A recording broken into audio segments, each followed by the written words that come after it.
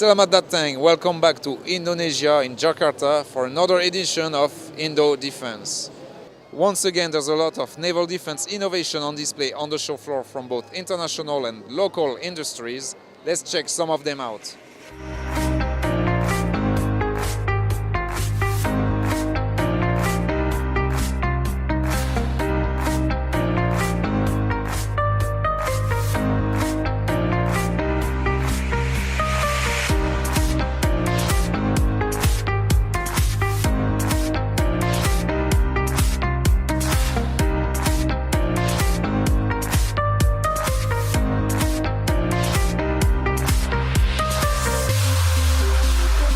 The highlight of the show this year at Indodefence in terms of naval product is the Omega. It is the new frigate designed by Damen from the Netherlands, displacing 6,000 tons.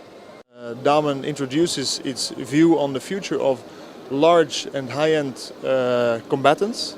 Well, our main goal is to show the Indonesian Navy and the Indonesian Ministry of Defense that we are absolutely ready and are already preparing for their future need for larger combatants. After, of course, the PKR 3 and 4, which we are in full preparation for as well. Combat system-wise and operationally for a warship, we have really put a lot of effort and attention to the spatial separation and redundancy of systems. That is why, of course, the platform becomes quite a lot bigger than what we have built over here for the Indonesian Navy in the past. Well, platform-wise, we really want to include all the innovations that are going on right now on the international market of our suppliers. So the manning and automation concepts that are being developed right now, hybrid propulsion systems, for example, high efficiency in that propulsion system, the modularity of systems, the possibility to deploy not only large ribs but also unmanned surface or underwater vehicles, for example, and of course the space and weight and power reservation for future developments going on right now but also in the near future. Bob, on the scale model of Omega, you are showing some ISO containers. For which reason? Well, these ISO containers, they are really there to indicate that we have taken the modularity of systems and the ability to deploy these new modular systems very seriously in our design. So we have two at the top deck to show that there is space for modular equipment right there, but also in the midship mission bay there will be space for quite a number of containers, at least 4 plus 2 ribs. 12 meter is the size that we are thinking of right now, including, as I said, the deployment systems for that, so they can be used either as davits for the ribs, but also to take up modular equipment from the quayside. And then, of course, in the aft-ship we have the second multi-mission bay with a slipway for a third rib, and also space for additional containers. We are thinking of 2 at least. So in total we are confident that we can take up 8 TEU containers, but we are even trying to get in some more, because we see, of course, that the trend is that the flexibility of operations is very, very important in developing systems.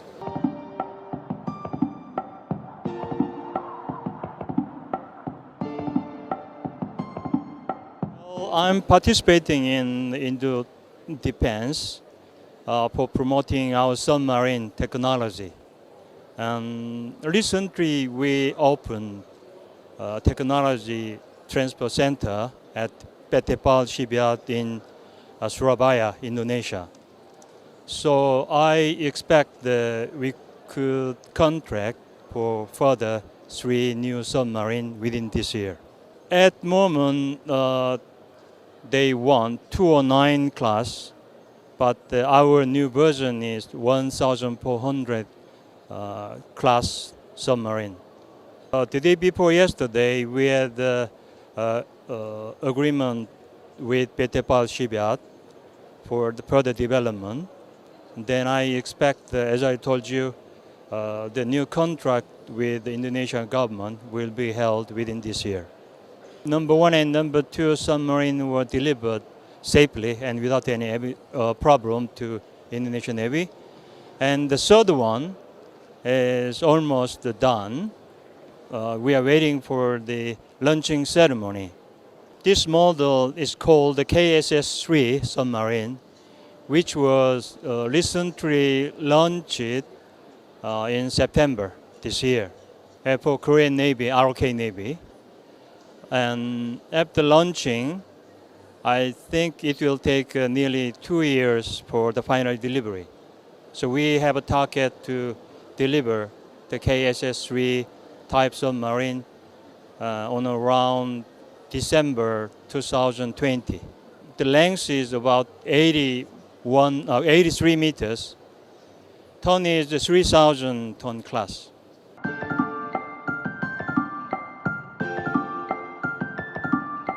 What we see here is our latest trimaran design, utilizing stealth technology as far as possible.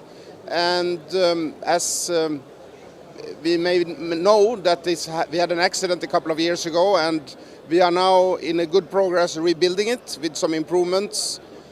And we are hopefully having this ready mid-next year for launch. And we are continuously working on upgrades on systems together with the customer.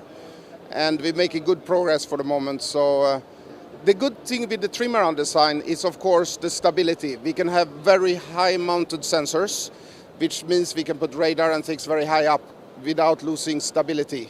And the other thing is, of course, it's a wave-piercing design, which also means improved seakeeping for boats in this size. So it actually can perform jobs that a normally much larger vessel would do. So we see a lot of advantages using trimaran design, high-tech carbon fiber composites in a combination.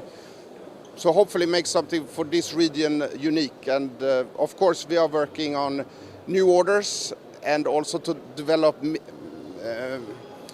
military systems, CMS systems for the future. So we work with different suppliers and different solutions for the moment. The good thing with the trimaran design is, of course, the stability. We can have very high mounted sensors, which means we can put radar and things very high up without losing stability. And the other thing is, of course, it's a wave-piercing design, which also means improved seakeeping for boats in this size. So it actually can perform jobs that a normally much larger vessel would do.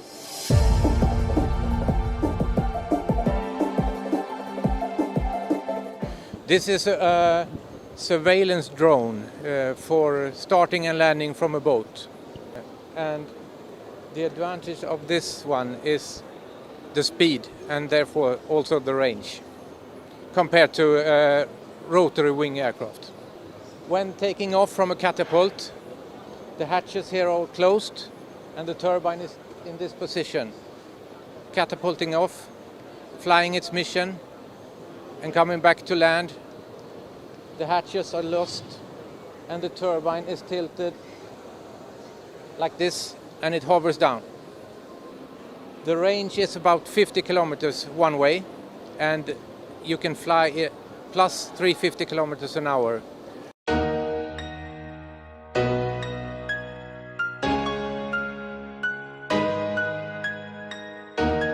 What is this new design? This is, we call it tanker with the capability of RAS, refuel at sea. And this is for Navy. We launched last month, but delivery maybe in April 2019. What are some of the characteristics of the ship? Okay, this ship is about 123 meters length, 16 meter width, and depth is about 9 meter. With speed 18 knots, they can carry about 5,000 ton of fuel. And we also have the capability to bring some solid like ammunition or medic and food, so we can transfer also in the sea during the ship voyage. Will it be able to refuel the PKR frigates, for example? Yes, they will be refueled for all the PKR, for the LPD, for the offshore patrol and all these things. So they, in the voyage together, there will be a possibility they can refuel at the left and the side of the port side and the port side of the vessel. And what is the name of the ship? The ship is already named Bontang. This is Kri Bontang, one of the city, all the series of the tankers in the Navy. They put all the city with we produce oil in Indonesia. And how many will you build for Indonesian Navy? Just one for now or more in the future? At the moment, we only have one, and the future they might need up to 6 units. Thank you very much. Thank you.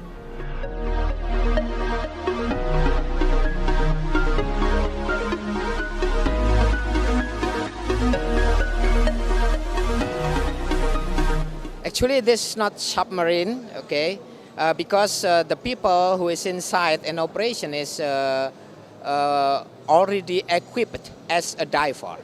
So this we can be called as a diver vehicle. Yeah, this KTBA is designed for operation in the underwater approximately, and it brings 2 divers and about 100 kg payload, yeah, for a certain mission. About the operation, this vehicle approximately operate in -30 underwater, and also during approximately also 3 hours in operation. The cruising speed is about 3 until 4 knots, yeah, and the maximum speed should be 6 knots. Yeah. In fact, this is our first vehicle, yeah, already requested by end user to develop this kind of vehicle for helping 2 people and certain payload to do the operation.